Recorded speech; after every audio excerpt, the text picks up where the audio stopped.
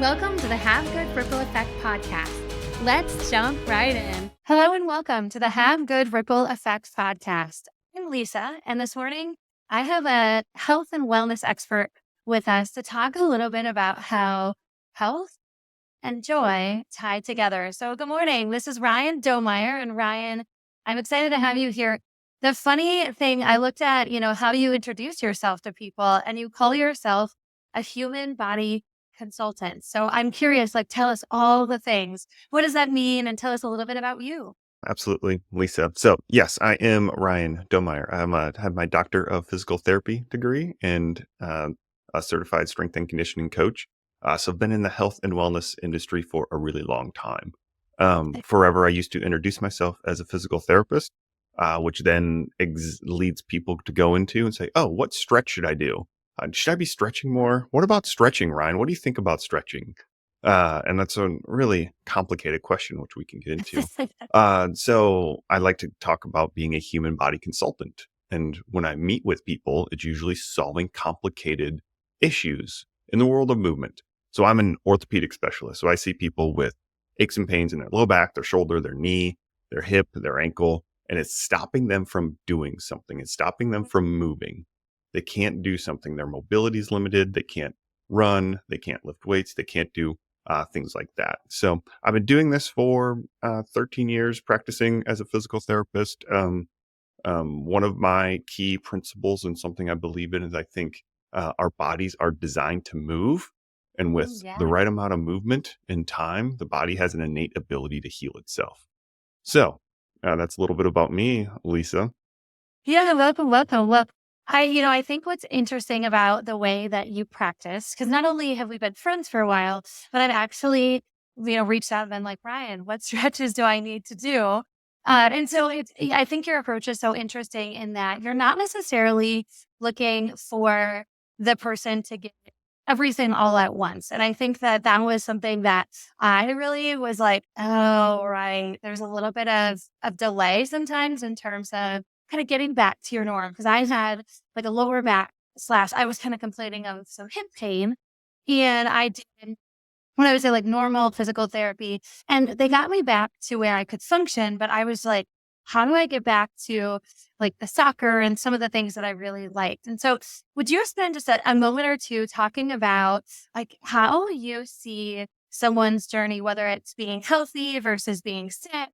Just how do you approach that? Because I found you to be a little bit different in that you weren't necessarily like protocol driven. And I think when we're talking about joy, like I'm like, oh, there's not necessarily a full blown protocol. So maybe talk a little bit about how you're different from, your father's physical therapist, if per se. Yeah, and that's another classic introduction I give myself. I'm not your grandma's physical therapist, of which I'm not going to send you on a bike for 10 minutes and have you get around and get moving.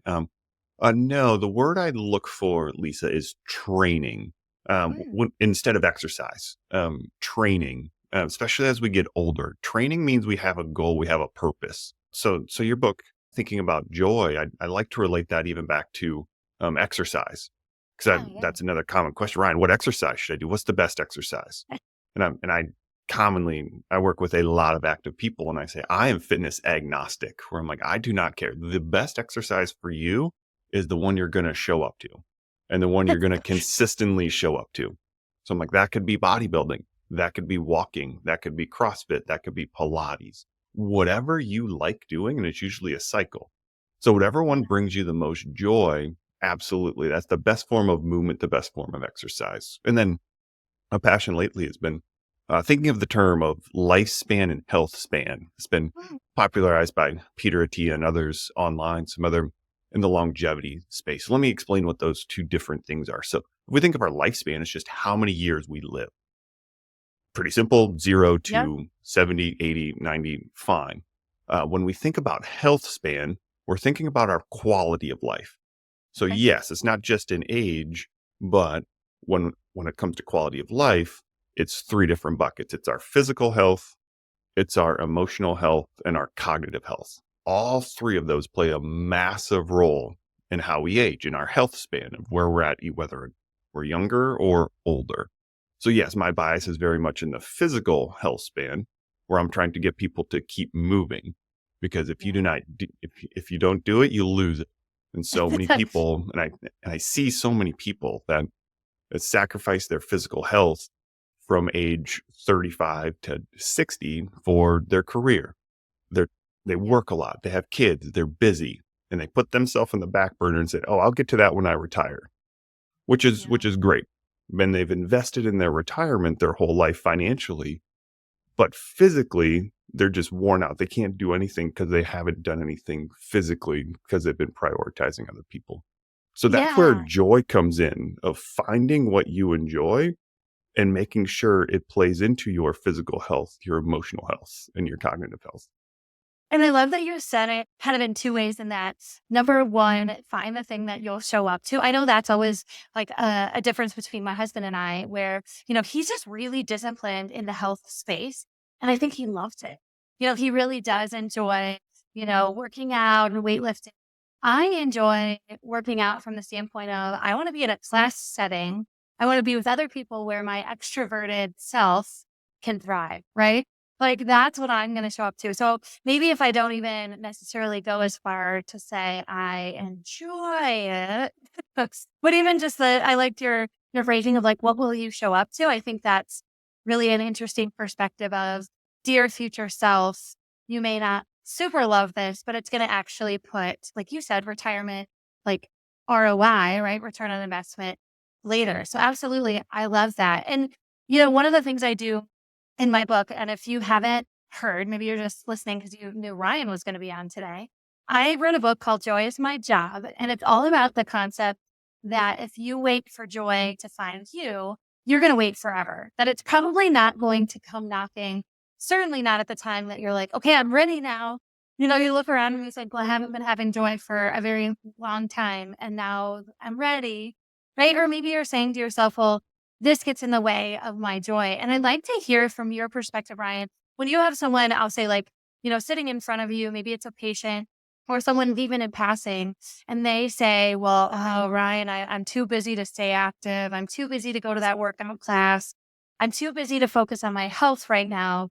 What are those like bite-sized things that you say to them to really get them around that barrier? Because then after you go, I'll share some that I share when I say, well, I'm too busy to have joy.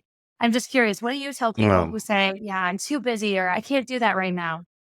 yeah, absolutely. Number one, and it happens to all of us, especially busy parents. One of my superpowers and why I like to use the word consultant is I'm really good at meeting the person where they're at and finding out Huh? what they need. So, Yes. for example, if you're a sedentary person who works at a desk job and doesn't move all day, our Yeah. first step is, and the data is pretty clear, like get to 7,000 steps before we even think about doing anything else. And Yeah. that might require you to go on a couple walks during your workday and break that up a little bit to get that in. But like let's start there from a movement standpoint.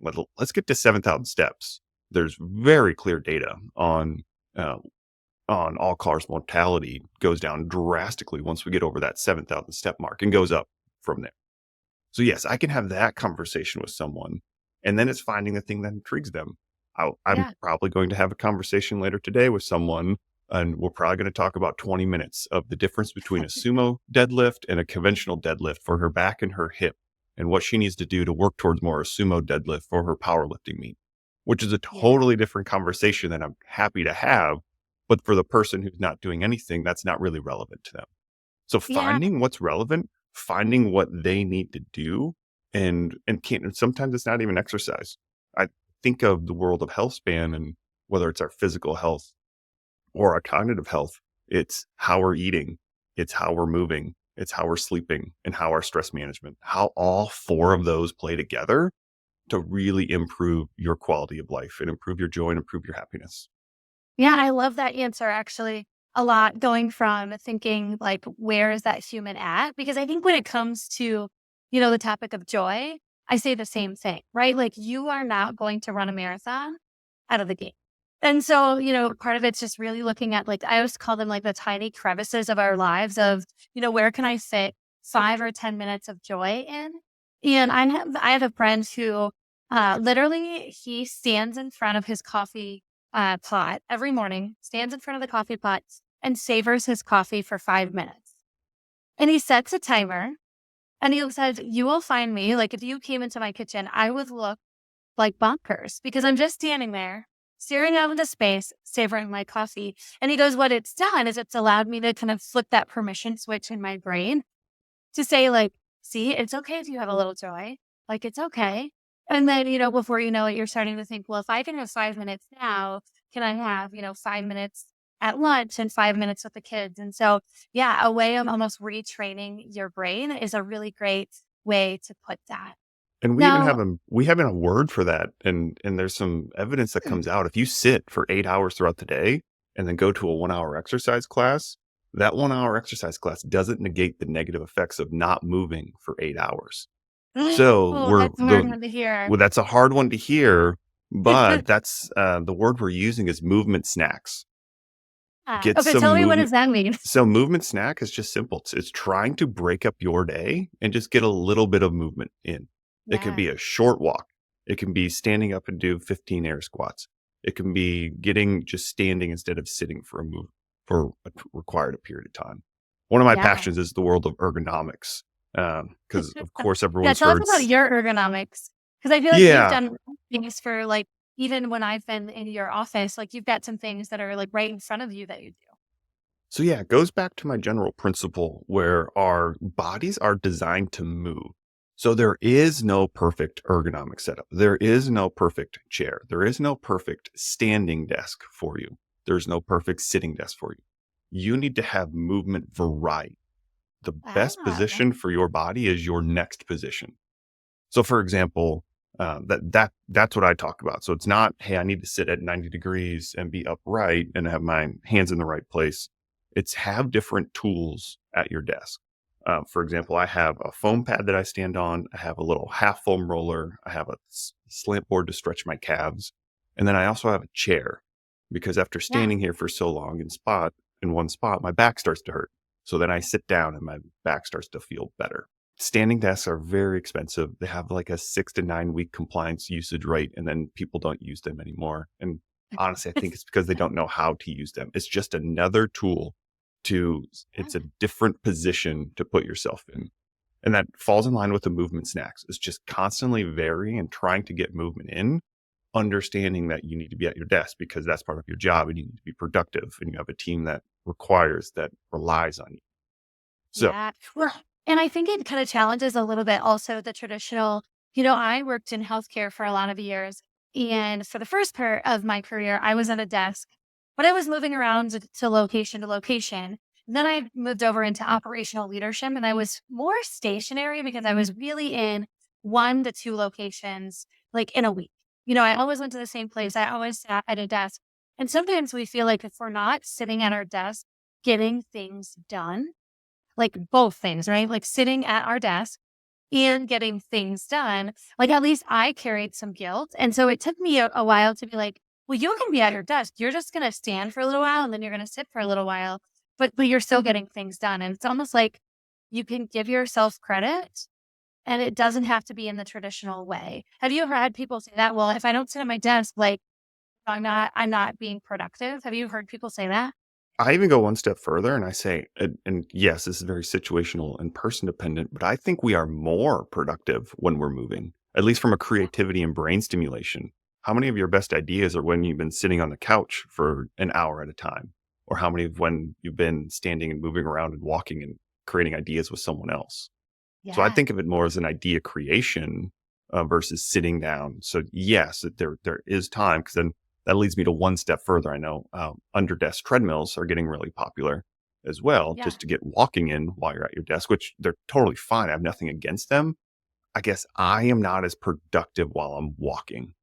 So Okay. it's fine to have that, but just know if you're walking, you're not gonna be able to type as fast.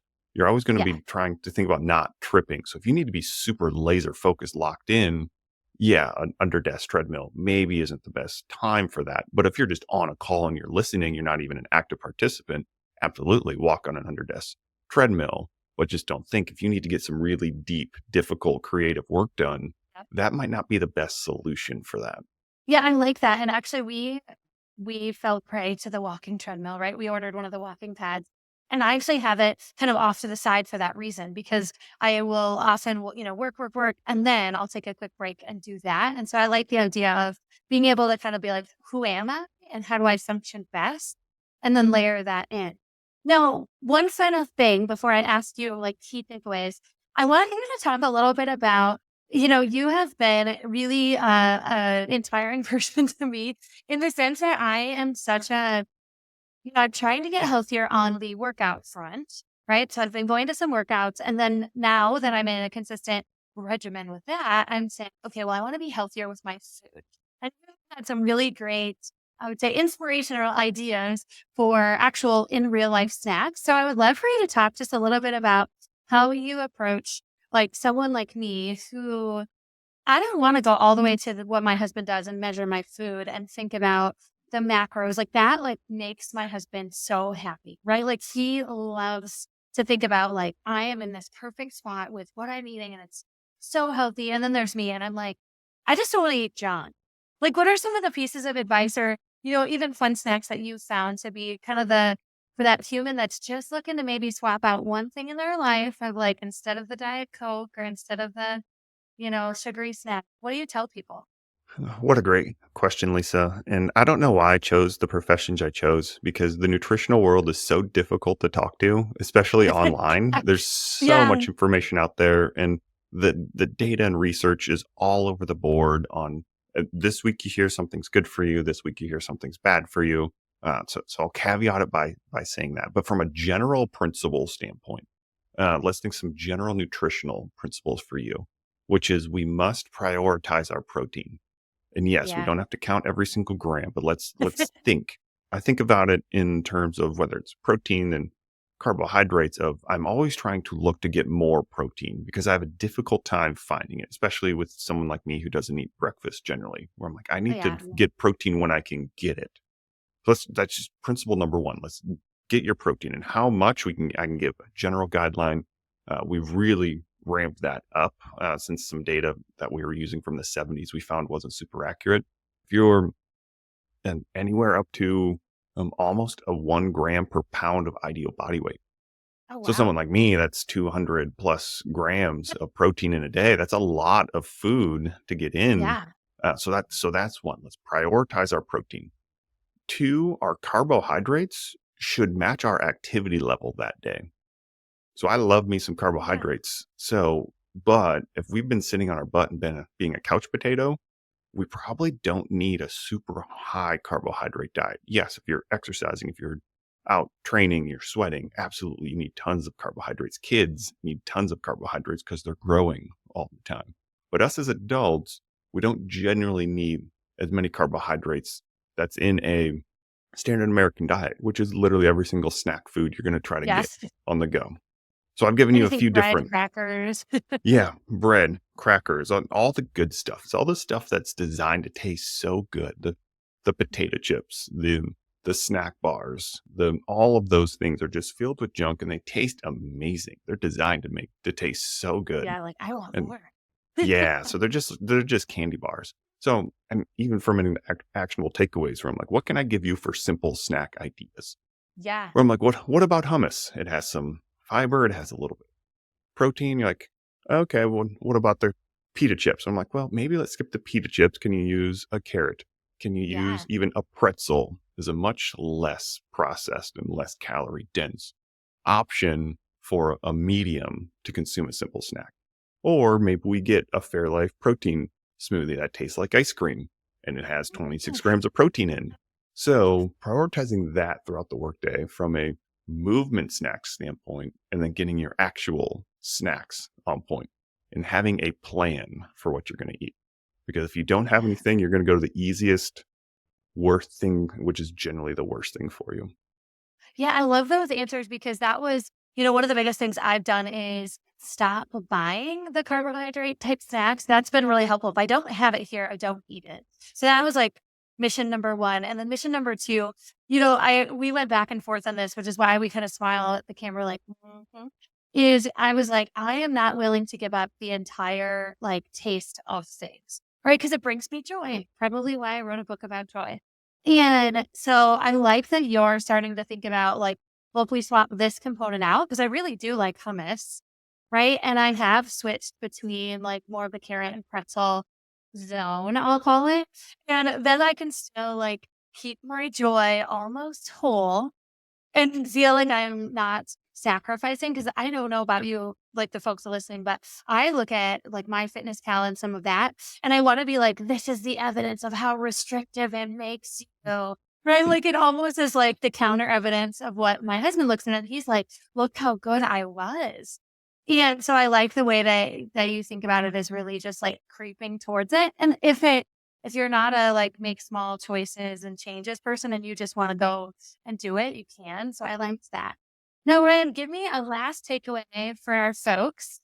And then is there anything offers, launches, things that people can do to stay connected to you? So final takeaways and how do they stay connected to you? Final takeaways. Yes, hopefully I could be a motivating source. I'd like to motivate people to move more. Yeah. And if you're injured, especially, that's my wheelhouse of taking you from either being injured back to training or being injured to start training. I Yeah. love to teach people how to strength train. That's my final takeaway that I didn't get to is having strength and having muscle mass is the key to getting older. Mm, That is really what you're trying to save up for as you get older is we need to be strong and we need to have muscles. It helps our metabolic system and helps everything work better. So that's my world of taking people from injuries back to training or to start training. From a free offer standpoint, sure, I always have some things going on. If you have an injury and it sounds like it's something you want to talk about, head over to my website. You can set up a free call with me where we can chat on the phone. I can do a quick consulting thing and see if it's something I can help with or steer you in the right direction. yeah. Absolutely. Well, I appreciate all of the facts that you've shared with us today. I love that. I feel like you need like a shirt, a funny like a ray gun type of shirt that people can purchase. But I really appreciate you sharing your insight today. I think there is a big connection between how you approach joy and of how you approach health. And though they may come at different times, I love kind of thinking about, okay, how am I making my life impactful, joyful, but also being healthy along the way. So thank you again for joining us, Ryan. Thanks, Lisa. Yeah, you're welcome. And for those of you listening, please like, follow, subscribe on any device that you're listening to for more ideas. We'll also put Ryan's information in our show notes. And again, I hope you have good ripple effect. Thanks, everyone. Thanks for listening to another episode of the Have Good Ripple Effect podcast. To book me for your next event or get more content like this, visit lisaeven.com. Thanks for listening. Visit lisaeven.com to learn about events and grab a copy of my book, Joy is My Job.